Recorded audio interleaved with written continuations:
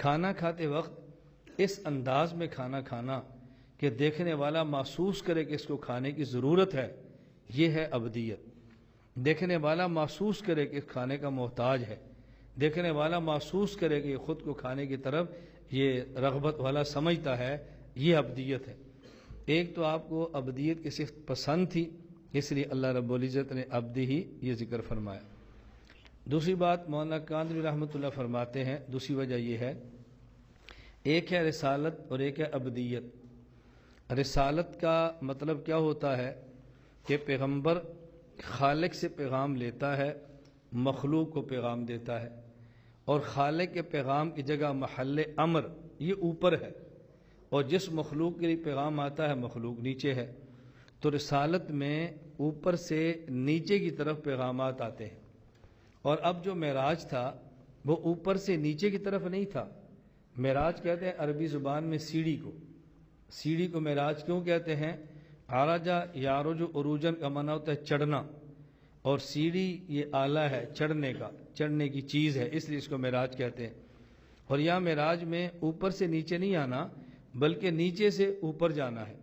تو رسالت میں پیغام اوپر سے نیچے آتا ہے، اور عبدیت میں عبد کے جو احکام، عبد کے اعمال ہیں وہ نیچے سے اوپر کی طرف جاتے ہیں۔ یہاں معاملہ ایسا تھا اوپر سے نیچے نہیں، نیچے سے اوپر، اور یہ عبدیت ہے، اس لیے یہاں پر برسول نہیں فرمایا بلکہ عبد ہی فرمایا ہے۔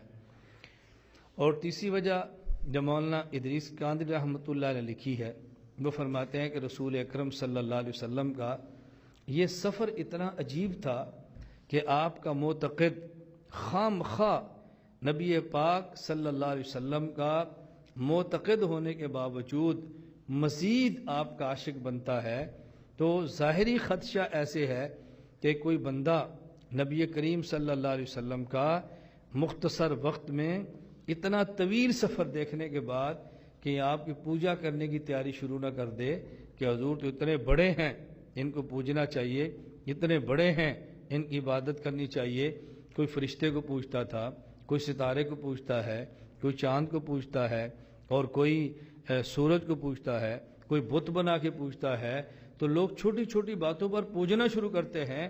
تو رسول اللہ صلی اللہ علیہ وسلم کا اتنا عظمت والا واقعہ سننے اور دیکھنے کے بعد کوئی بندہ حضور کو معبود سمجھ کر پوجنا نہ شروع کر دے، اللہ نے فرمایا سبحان الذی اسریٰ بعبدہ، اتنا بڑا ہونے کے باوجود میرا محمد معبود نہیں بنتا، عبد ہی رہتا ہے۔